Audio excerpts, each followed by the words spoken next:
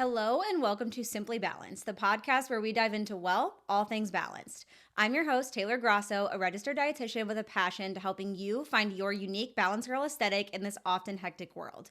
Each episode will explore different facets of living a balanced life, whether it's unraveling the latest nutrition trends, discovering mindful eating strategies, or discussing tips for a balanced lifestyle that fits your routine. Balance isn't about perfection, it's about making choices that feel right for you, nurturing your body and mind, and enjoying life's simple pleasures. So whether you're sipping your morning coffee, heading out for a walk, or winding down for the evening, I'm thrilled to have you join me. So let's dive in and talk, well, all things balanced. Hello and welcome back to Simply Balanced. As you all know, it's been a minute since I released a Simply Balanced episode, and there's been a pretty good reason why. If you saw the name of this episode, you probably already know that we have some pretty big and very exciting news to share. However, luckily for the last 3 months, I've had a really good decoy of the fact that I started a new program, Nourish Without Numbers. I'm also currently working on a PCOS program. Things were just kind of busy behind the scenes. That definitely was not a lie. Things were really busy behind the scenes, but another really big component and big change that happened in our lives was that in early September, we found out we were pregnant. Whoop, whoop. And it feels very strange to finally be saying that out loud because we will get into all of the details of all the things, but I found out at 3 weeks and 2 days, which means that this has felt like an absolute eternity for me to be able to wait and share with all of you. So I'm incredibly excited that it's finally out in the open, that I can finally share this news and honestly just talk about it because these last 3 months have been a little bit of a challenge, and we'll get into all of the details of how we found out. Were we trying? Were we surprised? Was it the Oura ring or my fault? Because you guys know the controversy. You guys know that I tout the Oura ring for natural family planning. So we'll get into all of the details, and then we'll end the episode with some old wives' tales of the gender. And I just wanted to let you guys know that we do know the gender already, and we will be sharing that probably in the next couple of weeks. We just want to verify that the test that we did was accurate because I did pay for an early test. Because if you know me, you know that I am type A. You know that I already had the nursery planned out, and I needed to know all of these things ahead of time. So let's get into all of the details and finally talk a little bit more about the fact that I'm pregnant. Okay, so we'll start with how we found out. We found out on the Saturday of the Iowa State game. Which was what, like September 7th or something? Yep, September 7th. Hold on, let me fact check myself. It was September 7th. I'm almost 100% positive because I wrote it in my pregnancy journal the other day. Oh, you have a pregnancy journal? Yeah, Selena got it for me. Oh, that's right. Yeah. And so it was like, what was the day? Yes, confirmed September 7th is when we found out. So basically that morning we were 4 days before your birthday. 4 days before my birthday. We were driving to the Iowa State game in Iowa City, and I was craving a McDonald's hash brown. Now, McDonald's hash browns are really delicious. There's nothing wrong with them. It's just that that's not something that I typically want or like think about or crave. But I was like, When's the last time you think you had a McDonald's hash brown? Probably high school. Probably high school when I'm 27 years old. Okay, I was going to say, we got to clarify how old So you like, are. how long ago was high school? 10 years ago? 15 years ago? Almost 10 years ago, That's yes. disgusting. And then we got to Iowa City. We went to a little cafe called Encounter Cafe. And Which, if you haven't been, go. It's so an delicious. Amish cafe, and the food so is good. phenomenal. The coffee is also phenomenal. It was really close to Zach's apartment when he lived in Iowa City in college, so we went there a couple times. But I got a hash brown skillet because hash browns are what sounded good. So got a hash brown skillet, which was also a little off-brand for me. That's not something that I'm typically going to be ordering at a restaurant. You ordered it because I like went to the bathroom or something, and you're like, yeah, I ordered a hash brown skillet. And I was like, okay, good. Yeah. Nice. So got the hash brown skillet set in front of me, took 2 bites of it, and I was like, this is absolutely disgusting. And I made Zach try it and be like, does this taste normal to you? And he was like, it literally just tastes like a hash brown. Can confirm it was just hash browns. And I just like after that felt kind of nauseous like that morning. But I also, because I have a emetophobia, which is like the fear of throwing up, sometimes if I like think that I ate something bad, so like for example, the hash browns tasted funky to me, I kind of get in my head and like my anxiety can make me feel sick. And then we got to my dad's tailgate and I had like more of a normal meal and I just kind of started to feel better. So it's like, okay, maybe it was just a fluke. Like I think it was just like a weird thing that happened. And then we were driving home from the game, and I was looking at my phone. Well, not to cut you off, but during the game, how were you feeling? Not good. Yeah. But I was also, like, starving. We should also, like, because we did not plan, like, our food very well that day. Normally, I'm someone who, like, packs snacks and brings them to a game because Iowa City's stadium, so Kinnick Stadium, their food, god-awful. Yeah, we Terrible had food. 2 of the most stale pretzels I've ever had, and then we had probably the grossest hot dog I've ever had. It was, we didn't eat the full thing of either of them. We had food at the tailgates, like, throughout the day, but we mostly just nibbled. Like, we never had a full meal outside of, like, that breakfast meal. Yeah, and we didn't get food after the game, did we? No, we literally went to a gas station. That's right. And, like, got, like, a bunch of snacks because I was so hungry. And I was actually kind of joking with Zach because I was like, what if I'm pregnant and you're just starving me? Because he was insistent that we stay through the entire game. And I was like, I need to eat something. Like, I feel like I'm literally going to die. But that's also normal behavior for me when I'm hungry. Like, that's not off brand for me to be like, I'm going to die if I don't eat. So you were just kind of like, you're fine. Yeah. And then we went to the gas station, got a bunch of snacks, loaded up, went home. Also, love a good gas station snack haul. It's the best. The Come and Go, like right outside of Iowa City, has got the Come and real Go good snack ideas. Fresh Market or whatever it is. Oh, real good. We came away snacks. with a good haul. Yeah.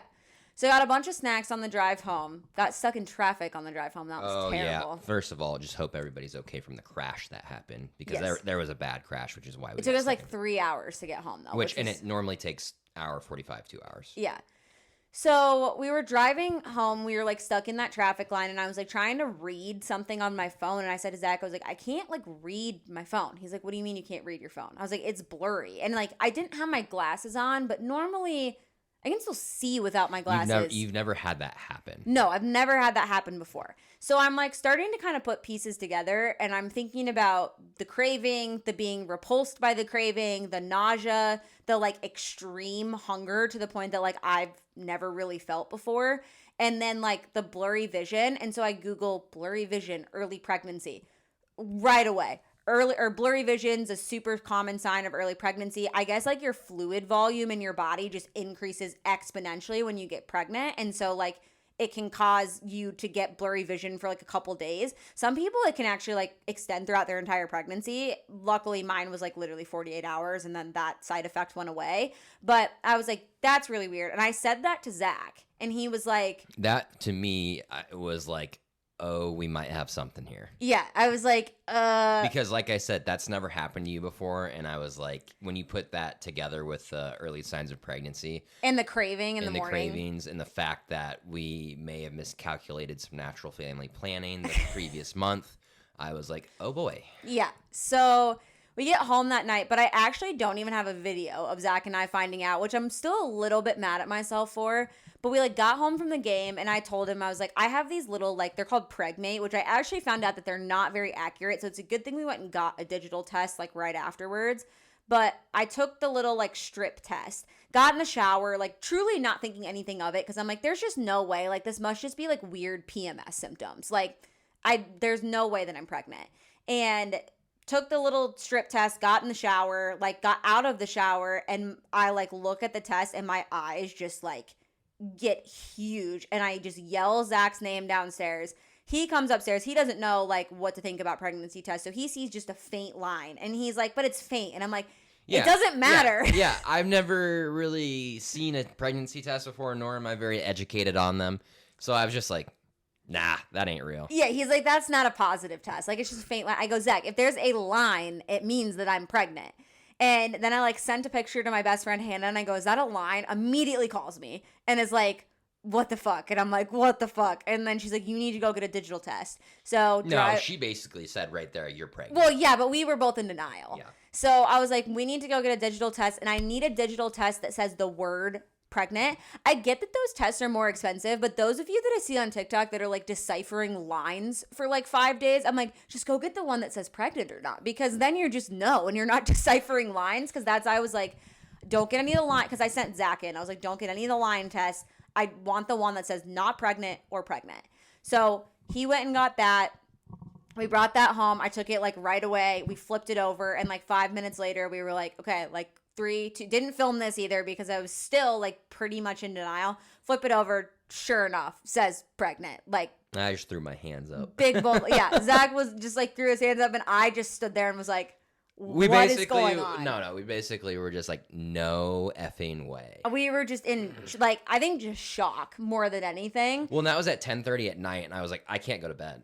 Well, and then we did go to bed, and then like I woke up the next morning, I rolled over and I look at him and I go, so like, I'm pregnant, huh? Yeah. Like, Well, what is going on? We should also mention when we took that second pregnancy test, we FaceTime one of my really good friends, and his reaction was phenomenal. He was like, basically, no effing way to, just mouth wide open. I wish we would have screen recorded it because his reaction was one of like the best ones. Best reaction. Yeah, like one of the absolute best ones.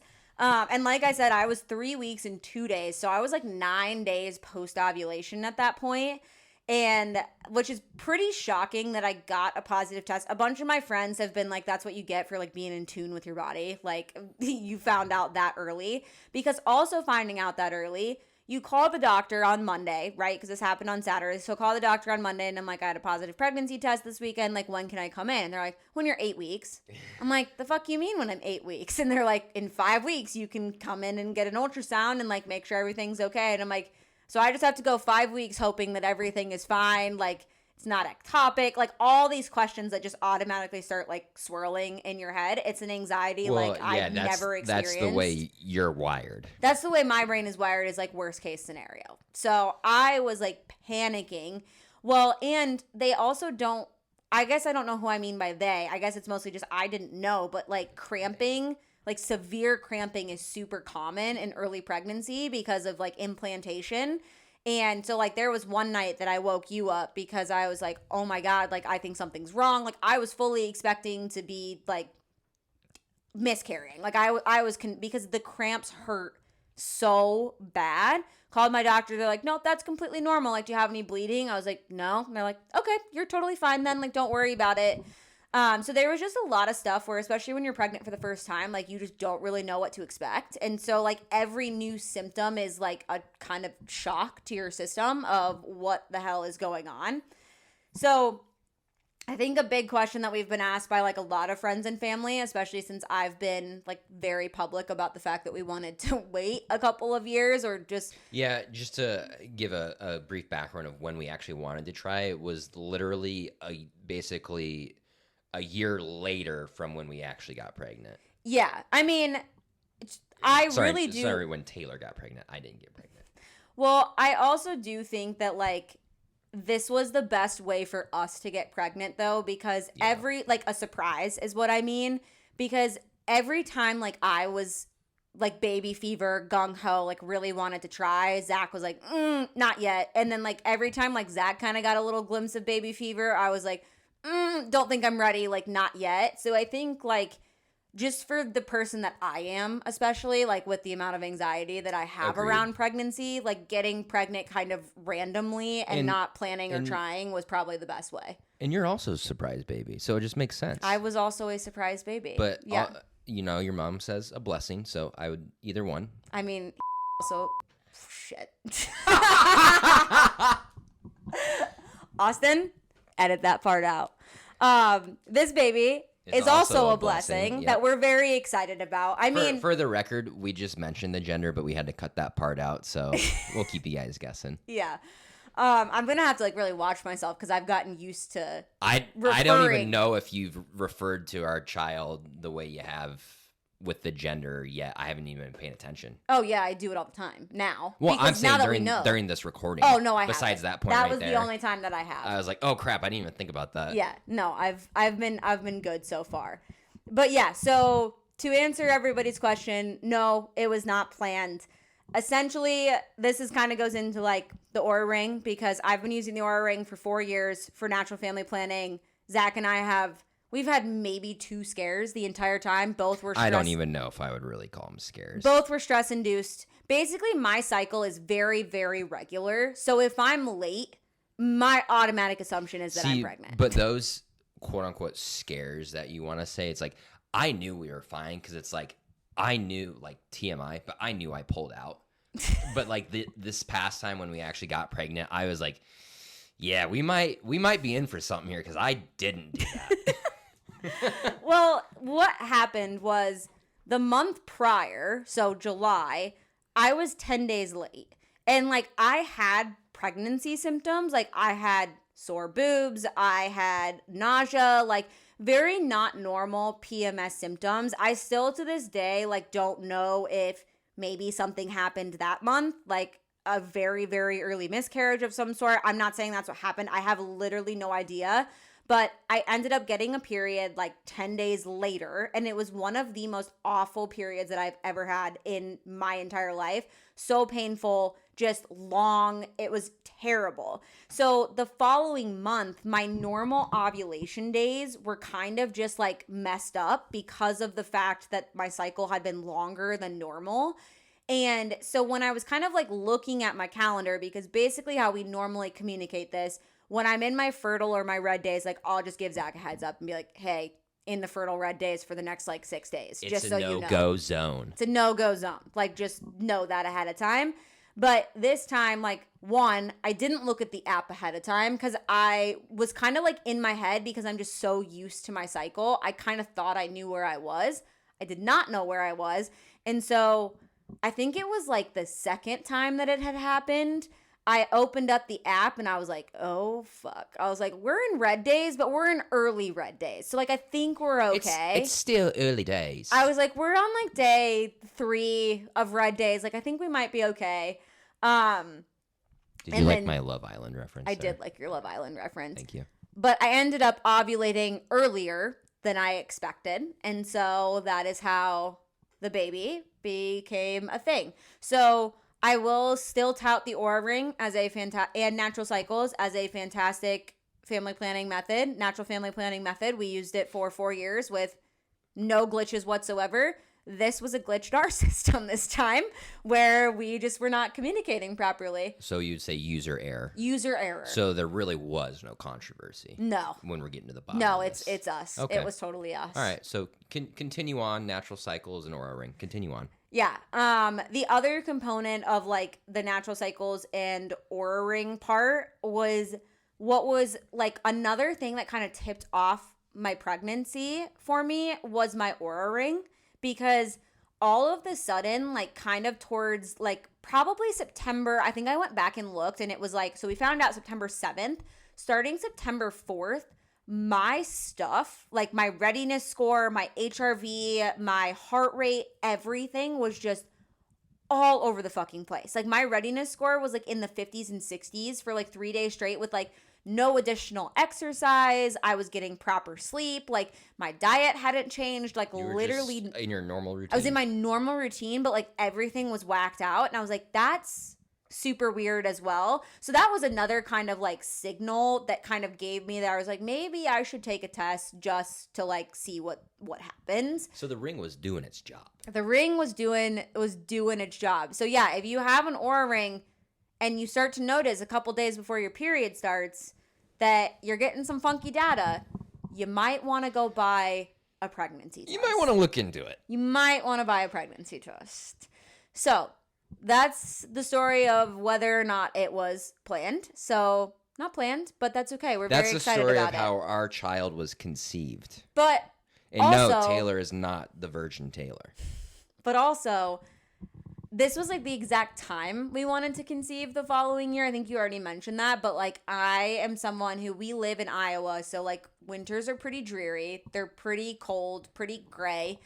And I'm someone who knew that if I ever had a baby, it could not be during the winter. Like I couldn't give birth during the winter, because if you lock me in a cold, dark house with a newborn and like postpartum, I don't think that would go very well. So I really bad for everybody involved. I really wanted a spring baby, like anywhere from March to like June was kind of my preference, I guess you could say. I know these things, like you can't always plan them out, but that was kind of like Zach and I's intended time to start trying, was within that time frame where 9 months following would be in the spring. Oh, I remember the other thing that I wanted to say. It was actually really funny too, because like I had pretty strong baby fever lately, and like 3 days before I took a positive test, I like called Zach upstairs and I was like, what if we just like try just once, like just this month, and if like nothing, like this was like going into September, like me thinking we would try in September. Yeah. I was like, what if we just try once? If it doesn't happen, it doesn't happen. Like, no big deal. Like, we'll just try again next year. And he was like, I don't think so. And I was like, why? And he's like, I don't think so. Like, we're supposed to go to Italy next year. We have a lot going on with Pesce, like all this stuff. And I was like, okay, whatever. Like, I guess you're right. And then 3 days later, lo and behold, Bam. positive pregnancy test. Yeah. So Oops. What a blessing. I got what I wanted, though.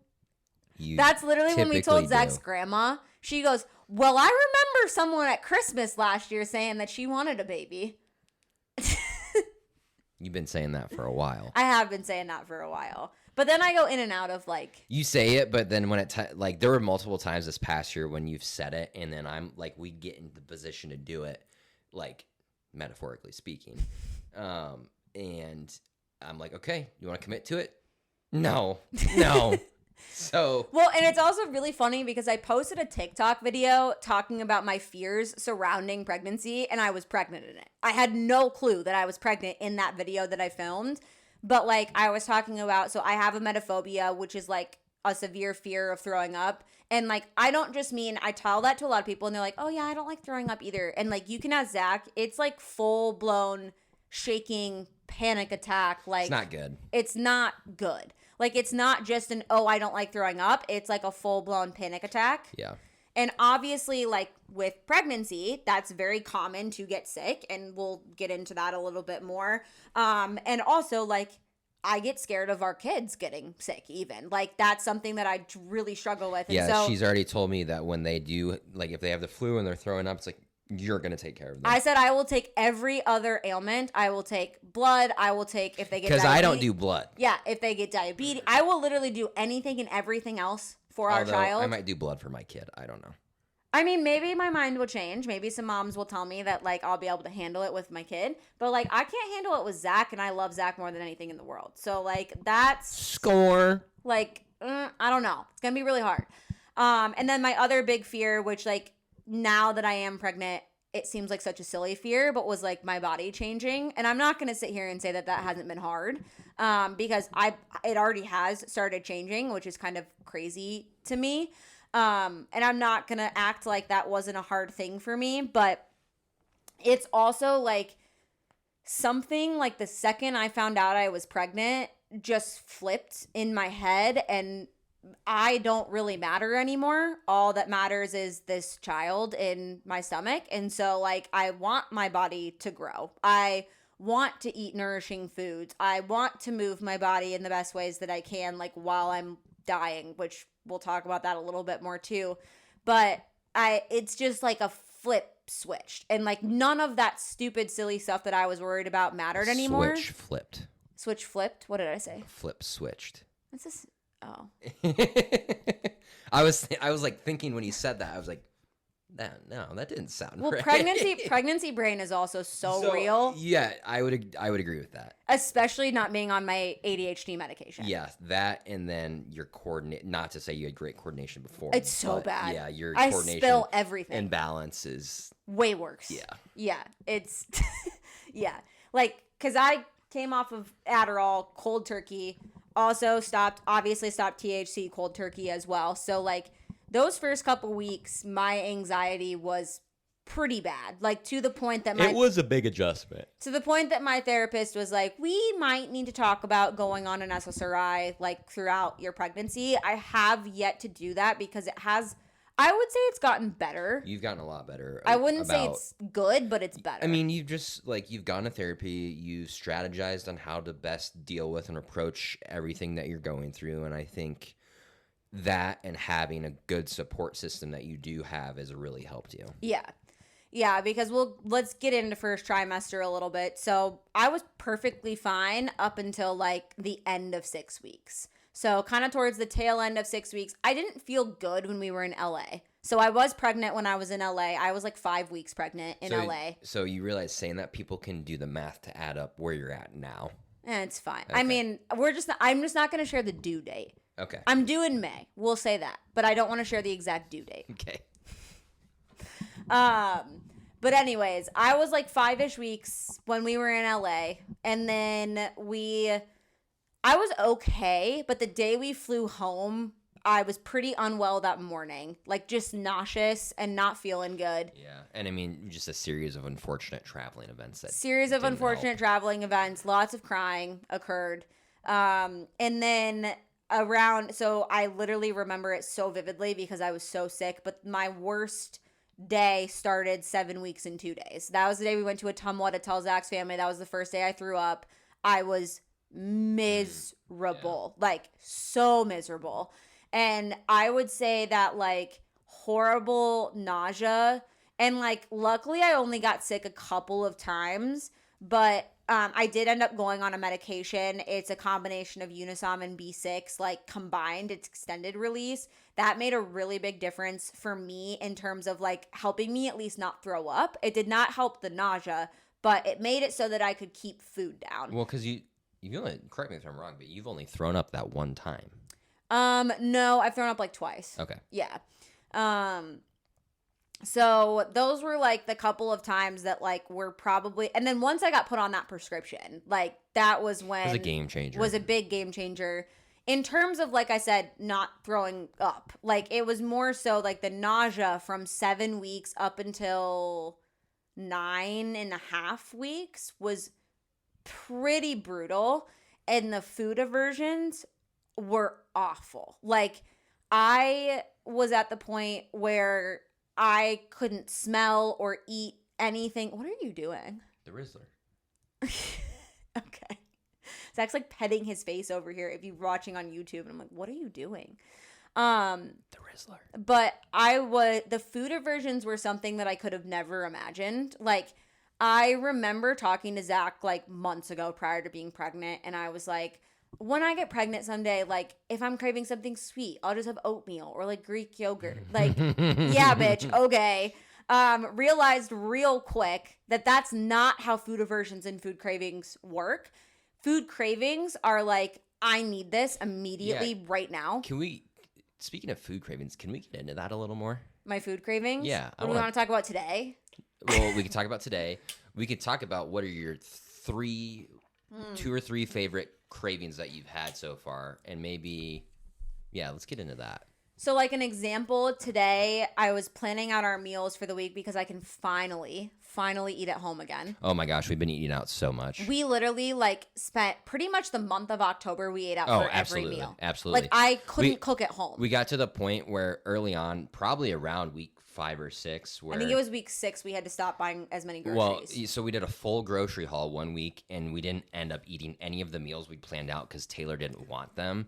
And so the next week I was like, okay, we're just getting snacks and the bare necessities because we can't plan meals and not eat them and spend that money. Well, because I just couldn't smell, like if I smelled it before I ate it, it would either make me gag and throw up, or I wouldn't want to eat it. Well, I think it was more so you didn't know what you wanted until the day of. Until the second of. Yeah. Like literally till the moment of. Like. So it was a lot of like, okay, well, what do you want me to go get from the store tonight? Or do you want me to go get Culver's? Or do you want me to go get this or that?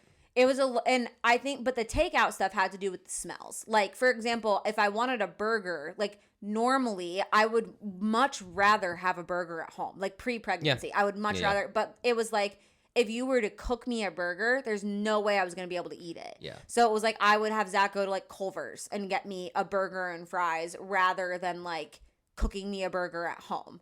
Because like, as much as I wanted to eat home cooked food so badly, because like I know that's what's better for me and better for the child, I was like, I couldn't do it. Like it was awful. Yeah. I went through a big buttered noodle phase where all I ate was buttered noodles. I forgot about that. Yeah. Chobani Completes have kept me alive protein wise. Like that was my only protein source from weeks like 6 to 8. Your cravings have not been super protein dense. No, they're very carbohydrate. Which is fine with me. Zach has loved my cravings. I love the cravings. So, but going back. Go back, yeah. Let's get in. What have been your let's say top 3 favorite cravings you've had so far? So number 1 is M&M ice cream sandwiches. Yep. Those were like I've had a lot of childhood cravings, like meals that my parents made me growing up. Very nostalgic. Like, yeah, or like snacks and treats that I had growing up. M&M ice cream sandwiches are the only ones that I think I've sent you out like kind of late at night for. I don't think ever. And by late at night, what, 9:30? 9:30, 10 o'clock. Yeah. He was like, "Can I go get them tomorrow?" And I was like, "No. Like, I need one like right now." That has been one. Pickles, like so stereotypical of pregnancy. Pickles. You've been hammering the snap dill, pickles. like the dilly bites. The dilly bites have sponsored my pregnancy. They don't actually sponsor me. I wish they would. If they want dilly bites, if you hear this and you want to sponsor, I think their brand is actually called Oh Snap. But dilly bites have been. I actually literally got, if you guys know what Grillo's pickles are, they're like some of the best pickles outside of Dilly Bites, and they make a pickle salsa, and I literally got that at the store today. I walked downstairs, she's dipping her chips, and I'm like, what is that? So my first 2 pregnancy cravings are literally pickles and ice cream, which is like so stereotypical of pregnancy. Those have been my 2 like most consistent cravings. So outside of those, let's go with a meal that you've had, like either like a place or a specific meal that, we've had. Honestly, I've craved sushi so bad, like a majority of this pregnancy, and obviously like you're not supposed to have raw fish, but I finally caved this week and I did not get raw fish, but I did get spicy crab, which did the trick. So that was like chef's kiss. That hit the craving on the mark really well. I thought you were going to say Olive Garden breadsticks. I did have a big Olive Garden, but that was like a 1-day craving. That was on our anniversary. On our anniversary. I'm trying to, like, that's what everything I've craved has been, outside of those 2 things, everything I've craved has been like 1 day. Oh, yeah. Rarely is it very consistent. And it's also like, if you don't eat the craving within like 30 minutes of having it, it's disgusting. And like that's what, like, so today I was craving sausage and peppers and onions. It's like a Italian dish that my dad made growing up. I mean, I shouldn't say Italian. It's literally like Prego sauce, Graziano sausage. It's Italian in nature. Peppers and onions, and then pasta noodles. And I was making our like grocery list for the week, and we were gonna do like a apple maple sausage, zucchini, rice, like sausage pan. And I was thinking about sausage, and then Zach had mentioned like, oh, we should have pasta again this week. And I was like, oh my God, sausage and peppers sounds so good. And he was like, do you need me to go to the store and get it? But he had other stuff to do. So I was like, I'm just going to go to the store and get all the ingredients. So I went to the store, got all the ingredients, cooked it. Fan-freaking-tastic. It was so good. It was really good. It was so good. Another big one that I had for a while was Goodles. Yeah, you were eating Goodles a lot. So you were getting your protein there too. Yeah. But I think that's also what's been hard is like some of the cravings that I ate when I was really sick now have Goodles have kind of grossed me out lately. You were on a cereal phase for a little bit too. I did go through a big cereal kick. I'm still kind of on a cereal kick right now. It's loaded cereal with bananas and Honey Nut Cheerios, and then I'll do it with Greek yogurt, and sometimes I'll toss some like brownie bites in there too. That's really good. That's been a big one. I feel like, yeah, I can't think of most of the cravings, big ones. Yeah. But yeah, my favorite 2 and my most consistent 2 have been the M&M ice cream sandwiches and pickles. By far have been the most consistent 2 of them. Yeah. And that's what I've kind of flipped between like salty and savory and sweet. Like, but I honestly, like, that's what's actually kind of made me really sad is I'm a big sweet tooth girly. Like, I love Sweet Loren's cookies. I love like a good dessert. And ever since I've been pregnant, outside of M&M chocolate chip cookies, like with the ice cream in the middle, I don't really want dessert. Like, I rarely eat dessert at night anymore, which makes me kind of sad because I love dessert. I've also been off the dessert train lately. Because I have. I feel like we ate it together. We do go in phases. Yeah. That and the other depressing aversion, I guess we'll get into aversions, is coffee. Yeah, I still have that craving every day. It's starting to come back a little bit, like certain types of coffees or certain flavors. Like, I really like the pumpkin spice latte at the coffee shop by our house. So I've been having that. I can do like, I go in phases of being able to do it and not do it. Like, the smell of coffee, though, grosses me out, which is really sad because that's my favorite smell. Like, love coffee. Yeah. Other than that, and then my other like biggest food aversions have been meat and eggs. Yeah, every time if I'm working from home or if it's the weekend, 10 out of 10 times I'm cooking eggs for breakfast. And then I'm also just a very basic, like, I like beef and rice for lunch or dinner a lot. So anytime I'm cooking that, Taylor either has to go upstairs or I have to open all the windows in the house because she cannot stand the smell. I just plug my nose. Like, that's been the most brutal part, I think, for me. I told Zach, I think when I was like in week 7 or 8 when I was really, really down bad, and I just started crying because like food is something that like, one, I've done I've done so much work to have a better relationship with it, and like I thoroughly enjoy eating. Like, as silly as that sounds, like I love to go out to restaurants. I love to cook.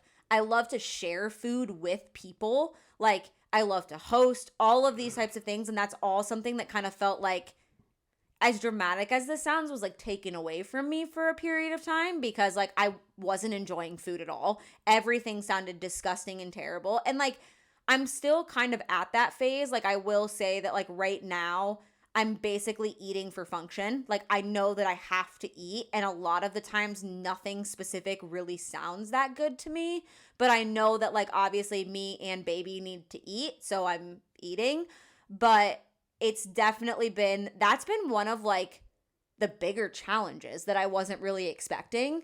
And that's kind of rubbed off on me a little bit too, which is shocking. Yeah. Well, I think it's just also like because I haven't been cooking and being creative with food like I normally am, you've kind of gotten into a slump with food too. Yeah, absolutely. Where it's like, especially since I'm normally the cook of the house. Yeah, and I can get lazy when it comes to food, which is why just like having beef and rice is easy for me. And I'm like, I get the protein and the carbs I need from it. So it's just like. But oddly enough, that's not beef and rice. But when I lived in Omaha for my dietetic internship, a meal that I made constantly because I was broke as a freaking joke was rice with shrimp, eggs, runny eggs, avocado, and sweet potato, and then everything but the bagel seasoning. And I've craved that actually a couple times, minus the shrimp. And don't yell at me for eating runny eggs. My doctor said that it was okay. So as long as I'm not doing it all the time. So I just do it like once a week. I won't yell at you. Thank you. You're because welcome. I've cheated with that, and I did eat Jersey Mike's. Cheated. I did eat Jersey Mike's. Oh my God, yeah, the Jersey Mike's. The Jersey Mike's phase. Yeah, that was I did earlier. go through a Jersey Mike's phase. And I'm all on board with that. And let me tell you, deli meat heated up, freaking disgusting. I think your first 2 meals post birth are going to be sushi and Jersey Mike's. Sushi 1,000%. Yeah. I want every piece of raw tuna in my mouth. What about raw Italian sausage? No. Oh, okay. No, that's how I got pregnant. Okay, moving on. So basically, like, that's been a lot of the, like, food cravings, food aversions, all of that stuff. Other, like, weird first trimester things, like I said. Naps. I'm a nap girly now. And all of you guys probably know at this point, I mean, super type A individual, Taylor is. The most productive human being, never sits down. She's someone who, if she's, throughout the day, if she's not working or doing something to like move herself forward or take care of the house or do something productive, like she's stressing out to figure out what she can do next. For her to take a nap, like showed me how down bad she actually was. I was like, oh, damn. Like this is for real. I think one of the first times you realized how down bad I was that day you came home for lunch from work and I fell asleep outside. Oh, yeah. I forgot about that. I remember you being like, are you okay? Yeah, we're literally eating lunch outside, and I'm just on my phone, like eating lunch, scrolling a little bit. I look up from my phone probably after a few minutes. We have a couch outside. I wasn't just like sleeping on concrete. Yeah, and she's just eyes shut, sound asleep, twitching a little bit, and I'm like, oh, yeah, okay, this is nice.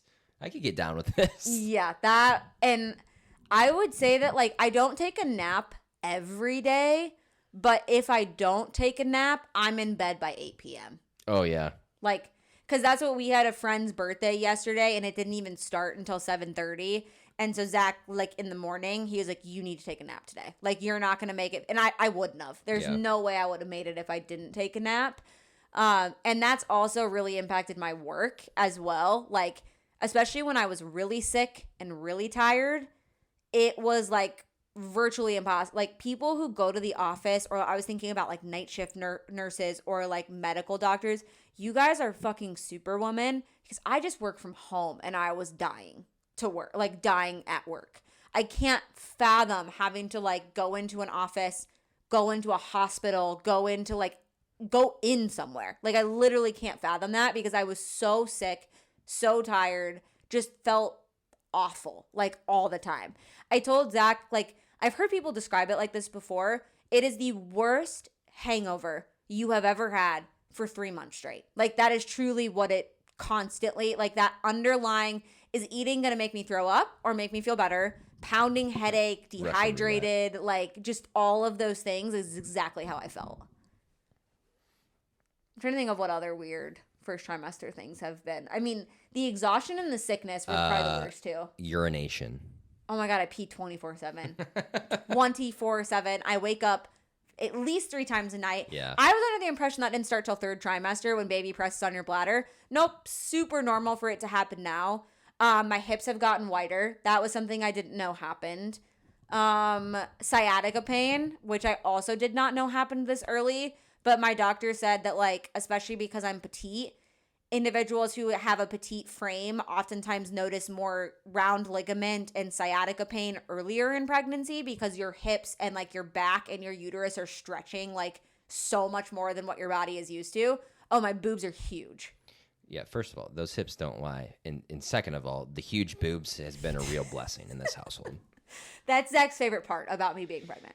I love it. I can't Except get for enough of it. This makes me want to get you pregnant a lot more. Okay. Let's just start with one. Just my thoughts. Let's just see how that goes. That's just my thoughts. Yeah. None of my bras fit. That's what, like, all of the trainers, if any trainers from Lifetime listen to this podcast, I've had to, like, wear big t-shirts to the gym because, like, none of my sports bras fit. I'm also, like, I'm starting to look pregnant. Like, in the morning, I don't, but by the end of the day, I look pregnant. I think you look sexy. Thank you. You're That's welcome. very nice of you because I really don't. I had acne really bad for a couple weeks, but that went away. A really bad rash for a couple weeks. Yeah, the rash. Yep. That went away as well. But you got a cream for that rash? Well, I did, but I never used it. Okay. Yeah, it was optional to use it or Gotcha. not. UTIs. That's been super fun. Yes, that's been a real That's been a doozy. hurdle. Yeah. Other than that, as I say, like, and just 1,500 things. Just kind of scaled back workouts too. Oh, yeah, that was hard. That's been tough. That's been really hard. Luckily, like, right before we found out I was pregnant, we had ordered a Peloton. So we have a Peloton bike, and I have like 15, 10, and 5-pound weights. So I've just been doing a lot of at-home, like, lower impact workouts. And basically, I just set a goal for myself of walking at least once a day in the 1st trimester and moving my body at least 3 times a week. And I've stuck to that goal. I am almost back up to, like, full capacity with working out, and I'm able, like, this week I worked out 5 days. So yeah, and you got up with me. Yesterday morning to go to the gym. I got for the up first early. time since you've been pregnant. Well, because my sickness has been primarily in the morning, but it's kind of flipping to, like, evening nighttime now. So I've been, like, kind of trying to take advantage of, like, feeling a little better in the mornings and, like, go. Except this morning was not good. I didn't feel good this morning. We both felt crappy this morning. Yeah. We were up past our bedtimes. Yeah. I felt hungover without drinking, which was bleh. But it's worth it to hang out with the friends that we love It was so dearly. worth it. But what would you say has been the hardest part about me being pregnant? The coolest thing about me being pregnant so far? And then what do you feel like is the best, like, support things that you've done? Well, I'll start with the coolest, because the coolest, just like physically speaking, has been the boobs for me. Okay. Not the fact that I'm growing a literal human So, from scratch. Hey, let me continue. That's been one of the coolest things. But the other coolest thing is just, like, knowing the fact that, like, we're going to bring a baby into this world and that we're going to be really, really good parents. And just, like, doing that together with you has got me very, very excited. Like, when we first found out we were pregnant, I mean, I think it's very natural to feel very terrified and anxious because, like, that's, like, of course we're excited, but, like, I'm also just, like, I'm going to be responsible for keeping a human alive, and I don't know how to do that. Yeah. But I eventually got to the point where I'm like, you know what? I'm not going to worry about that right now. Like, I'm going to enjoy the moment that we're in. And when they come, like, we're going to figure it out. I'm very confident in both of our skills to do that. So that's been a very cool feeling to know that, like, hey, because, like, we both value the relationships that we have with our parents, and just knowing that, like, I'll get to have that with our child is a very cool feeling. And you know that, like, I'm a very softy and lovey-dovey individual. So, like, to do that with our child is going to be, like, probably a feeling that neither of us can even imagine at this point. So I'm very much looking forward to that. The worst parts. You're not, we were talking about this last night with our friends. And I agreed last night when you said, you have not been a bitch by any means. Mm-mm. You just have a shorter patience, temper. You're just a little more tired. I would say moody. Moody's more a good way than to bitchy. put it. Like, my mood can flip, and I will totally, like, agree with that. Like Yeah. my mood can flip from like happy, sad, angry Yeah. in like a matter of seconds. Yeah, and the whole point of like, well, you could be craving one thing now and then 5 seconds later be craving a different thing. So it's just like, well, if I go get something for dinner and then you take 2 bites of it and you don't like it, and it's like, now I have to go get something else, which is like fine. I'm happy to serve and protect, if you will. So that's probably been the most frustrating part. But to be honest with you, like I really don't think there's been like a lot of like bad involved in it, because I have the stance of like kind of transitioning into like advice and like what I have kind of seen from a support angle, if you will. I look at it as, okay, you are carrying this child for 9 months. Like the least I could do is get you what you need as much as possible for those 9 months. Like that's a very temporary thing. This isn't a long-term thing. I mean, yes, there will be postpartum stuff that'll go on, but like right now, like you're carrying the child. I can't physically do that, nor do I think I'd be capable of doing that. So it's just like the easiest thing for me to go do is literally run down the street to Hy-Vee or Fairway, go get you what you're craving, or go DoorDash something for you, or just take care of random stuff around the house that you may not be feeling up to. So I think that's my biggest. And you've also done many of those things without me having to ask. Yeah. Like, I mean, like the cravings and DoorDash, like obviously those are things I ask for because it's like something specific. But like the stuff around the house, for example, like you kind of picking up my slack, you've done that without me needing to ask. Well, yeah, and that comes from a place of obviously love and support, but it's also like I don't want you to be stressed out because that's not good for the baby too. So it's like I'm gonna take on those things, and like if that means I'm a little more tired, it's like okay, well, probably still doesn't compare to what you're feeling. So that's just from a partner support angle. I think just being as patient as possible, because trust me, there are times where I'm like, I get home from working all day at like 5:30 or 6, and then you're asking me to do these other things, or there's other stuff in the house that needs to get done, and I'm like, fuck, I don't want to do this, but it's just like I need to do this because like what you're doing and basically sacrificing with your body is a lot more than like I could ever ask for. So it's just a token of my appreciation, and I think that's kind of how you should approach it as a partner, in my opinion. It's a team effort, it's a team game, but like right now, it's my turn to carry a little bit more where I need to. Yeah, and I mean, I think it's also been reassuring for me. Not that I ever had. Oh, you doubted. I didn't have doubts. Oh, you doubted. Yes, you did. The only thing that Zach and I have ever had arguments about is chores around the house, you guys. That's the only mental load. That's the only thing that we've ever argued about. And so, like, that was always something that in the back of my mind with being pregnant, I was like, bringing a baby brings in a whole new slew of, like, chores and things that need to get done. And, like, especially when you're, my plan is to try breastfeeding, like, especially when I'm the one feeding the child. Like, there's a whole bunch of different things that could easily fall on me. But, like, to see how Zach has handled my pregnancy, I'm not concerned at all for when that child gets here. Not concerned at all, because I know that if I need things during postpartum, I know that if the baby needs things, like, I know that he's going to help where he needs wherever I need to. Yeah, wherever you need to. And the reason that I say that I didn't doubt that about you is because I know who you are as a person. I think it's more so just the fact that, like, you hate chores. I was worried about, like, with a baby, like, dude, chores if we had all the money in the world, I wouldn't do chores ever. That's why we have a cleaning lady once a month. We're probably gonna up her to twice a month. Shout out Shelly. We're #blessed. When we have a baby, child, yeah, yes. we probably will up Probably that to will twice up a month.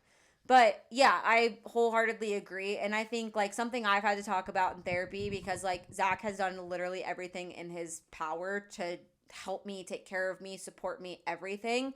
And I told my therapist that I felt so guilty because there was a part of me that still like resented him a little bit, especially when I was so sick and like so tired, and I was like, and so anxious, like just being the one who's carrying the child. And like, although if anything happened, like I said this to Zach multiple times, if I would have miscarried or anything would have happened to the baby, like, which I get that can still happen, but like any of those things, I'm like, it feels like it's my fault, even though it's not. Like, I know for a fact it's not my fault, but all these just like different pressures, anxieties, I can feel my body changing on a daily basis. My clothes are starting to not fit. Like, my life is being flipped upside down on its head. And like, I get that what I'm going through is impacting him, but at the same time, it was like this little bit of like, but fuck, he's not having to like have everything change for him. But like my therapist said, and I think this is coming from the other partner view of it, is reminding yourself that like, he's so supportive. He's doing literally everything he possibly can to take care of you in the best way possible. And the reality is, a male is never going to understand it. Like you just can't, because you don't have the ability to carry a child. That's why I always just say, is there anything I can do to help? Yeah. What can I do to make it better? Because like there's something that like they will never, because like I said to Zach on Friday, I think this was Friday night this past week, like I just want to feel like myself again, which I get that that's probably not going to happen for probably even like 9-10 months post birth. Like that's what I know, that's like the average time it takes for a woman to kind of feel back to herself a little bit. That's a long time to not feel like yourself. So I'm happy to be like approaching the second trimester where I do have a little bit more energy. Food's somewhat better. I'm slowly seeing you start to get back to like quote unquote normal. I'm definitely not there, but I'm better. You're getting back on the track of like being able to do certain things again that make me feel good. Right. Yeah. Which is important. Yeah. Important for my mental health, especially. Well, like in one other part of like the support aspect too is just like this past week, like we haven't, like you were telling me, it's like, well, we haven't gone out on a date night this whole time you've been pregnant, which is because I haven't wanted to too. Right. I just want to you make haven't that wanted clear. to, and you haven't been feeling up to it, and so like it's been what it's been. And so like one thing that we did this past weekend was like Saturday morning, we're like, okay, well, let's go out to brunch and like, let's go get something to eat because you're feeling like up to it today. You're feeling good. Let's go do like a little date to give you something that you've been wanting to do that you've been missing. So like we can get back to feeling like in our normal routine again a little bit. So just making sure to do those as well as a piece of advice I would give. Yeah, absolutely. Because I just wanted to make it clear, like I'm the one who's been like, I'm not up for a date night. Like I just want to stay home. And I'm not being an asshole. Yeah, I just wanted to make that, like, it's been me who's been like, I'm so sick, I'm so tired, none of my clothes fit. Like I don't want to go out in public.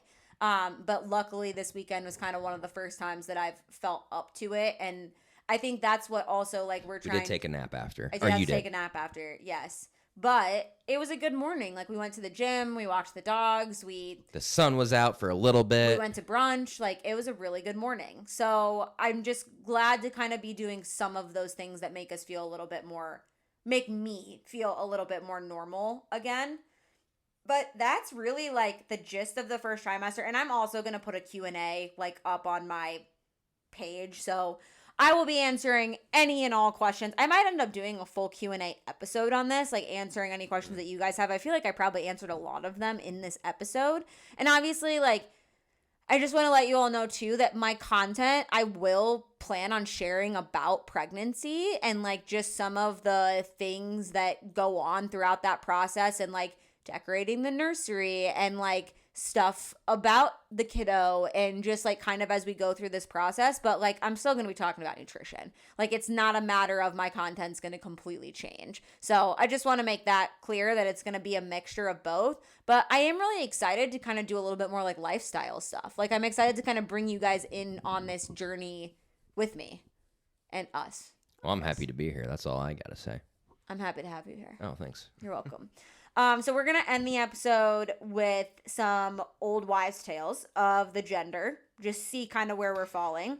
So Chinese birth calendar, it's a boy on the Chinese birth calendar. Baby's heart rate, if it's greater than 140, it's a girl. If it's less than 140, it's a boy. Now, I will say that just based on where I'm at in pregnancy, I am still at a point where baby's heart rate is pretty high no matter what. So this one's a little hard to say because, and that's, like, what the doctors have told us. That's what the doctors have told me, because I've been above 170 every time. So theoretically that would be a girl, but I believe that once you hit week 13 or 14, once the placenta fully takes over and their heart is fully developed, you get a much more accurate representation of their heart rate. So I feel like this one's a little bit hard to say. Mom's craving, what? Hard to say. Mom's craving, sweet or salty? So I've craved both, but I would say majority salty. Really? You feel like sweet? Because Just with your... the only sweet I've craved is M&M cookies. That's what came to my mind. But you think about pickles. You think about a lot of the salty, meals yeah. that I've craved, like sushi, fried rice, chips, like fries, burgers. Oh, yeah, fries. But then you also have like the a baked potato. Sweeter cereals too, though. Yeah. I'm kind of in between on cravings, but I would say... You'd probably still lean more salty, I'd probably, especially with like because the and pickles... salty was girl? Salty is boy. Oh, salty is boy. Yeah, sweet is girl. Okay. Morning sickness, absolutely. It's all day sickness. Morning sickness is a lie, and that's a girl, if yes. Dad's weight. I've never heard this one for a old wives' tale. For a girl, dad gains weight. For a boy, dad maintains weight. I feel like you've maintained your weight so far. Well, yeah, but that also is because like I am like recovering from injury, and now I'm able to do more things in the gym than I've been able to do before. Yeah. So there's other factors there. Yeah. And like we said, I'm also eating for function a lot like you right now too. So I feel like there's other factors, but maybe it's all tied in. I don't know. Mom's emotions, moody or happy. I'd classify me as more moody than happy. Yeah, at least so far. 100%. Which so no offense. None taken. I told you I take full like absolute for that. So that would be girl. Mom's skin, problematic or glowing? Problematic. I've had rashes. I've had. Well, Zach tries to say that I'm glowing. Which is which?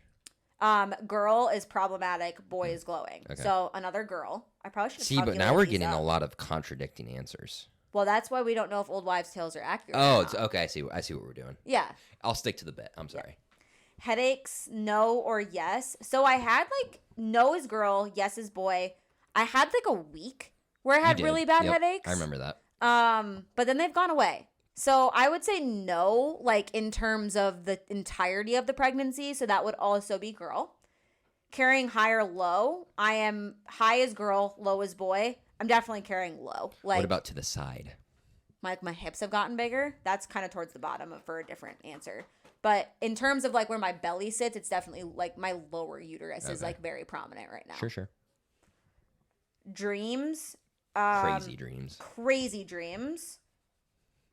So that one. Oh wait, it's saying have I dreamt about a girl or a boy? Oh. I actually haven't had dreams about. I've had dreams about both actually. So I don't think that counts. Mother's intuition. Mother's intuition is a girl. What was your intuition? I think a lot of us were like girl. Yeah, a lot of us were girl. Well, you and your mom were like, "Oh, Zach's a girl dad for sure." Yeah, intuition, which makes me think I'm a girl dad. Intuition throughout this whole thing has been girl. Well, so like is it a girl? The other part too is like I have a brother, and growing up is like I always wanted a little sister because I had little girl cousins, and I loved having little girl cousins. And I always wanted a little sister. So like part of me was just like, okay, it makes sense for me to have a daughter. Yeah. Yeah. But both of our intuition is girl. Like before we got the results. So to be determined. Sleeping side. I've never heard of this one. I sleep facing the wall. So I sleep on my right side, which is girl. Nose shape. I think this is later on in pregnancy. Like for a boy, it gets bigger. I don't think my nose is any bigger right now. Does my nose look bigger to you? I don't think so. I don't think so either. Not really something I've been paying attention to. I think it swells closer to the end of pregnancy, so that one might be harder. Belly shape, wide or round? Right now, I would say wide, but that's because I'm not like I don't have a full bump yet. Wide is girl, round is boy. So we got a lot of girl signs. We did. So Chinese calendar is boy. Baby's heart rate is girl. Mom's cravings is boy. Morning sickness is girl. Dad's weight is boy. Mom's emotions is girl. Mom's skin is girl. Headaches, girl. Carrying, boy. Dreams, neither here nor there. Mother's intuition and father's intuition is girl. Current age and month of conception. Oh, we didn't do that one because that one's weird. Sleeping side right, girl. Nose shape, girl. Belly shape, girl. So majority girl. Is it a female? Is it a girl or is it a boy? To be determined. TBD. We'll keep you guys posted. But thank you guys so much for listening to this episode. I'm sure there will be a ton of support that we're getting once we announce this. So I appreciate any and all love and support for both Zach and I. And I'm just happy to share this journey with all of you as we kind of embark on an entirely new chapter of our lives. Very excited to have you guys join us, and I'm also pumped that the pod's back. I'm also pumped that the pod's back as well. All right, we will, as of right now, the recording schedule for the rest of the year is going to be every other week. I might aim for every week starting in January, and then we'll obviously be taking a break for maternity leave. But maybe I might try to record ahead of time and get some episodes done for some maternity leave. But other than that, the plan is to hopefully go every single week, but for the rest of the year, the plan is every other week, unless like I get a bunch of ideas that I just want to record. So we're just trying to ease back into all of this. But the plan is every Tuesday morning at 8 a.m. there will be a pod, or every other Tuesday morning at 8 a.m. there will be a pod launch. So we will keep you guys in the loop throughout all of the pregnancy things. Thank you so much for listening to this episode of Simply Balanced. Thank you for your support. As always, I'm so happy that this is a part of my job and I wouldn't be able to do it without any of you. So we will see you in 2 weeks. Holla at your boy. And that brings us to the end of today's episode of Simply Balanced. Thank you so much for tuning in and sharing a part of your day with me. I hope you find inspiration in our discussion and feel more equipped to embrace the balanced girl aesthetic in your daily life. Remember, balance is a journey, not a destination. It's about finding what works for you in your unique way. As we part ways, I encourage you to reflect on one thing you learned today and how you can incorporate that into your life to create more balance. Don't forget to subscribe to Simply Balanced so you never miss an episode. If you enjoyed our time together, consider leaving a review or sharing the podcast with a friend. Your support means the world, and until next time, keep striving for balance, nourish your body and mind, and remember to cherish life's simple pleasures. This is Taylor Grasso signing off. Stay balanced and see you next episode.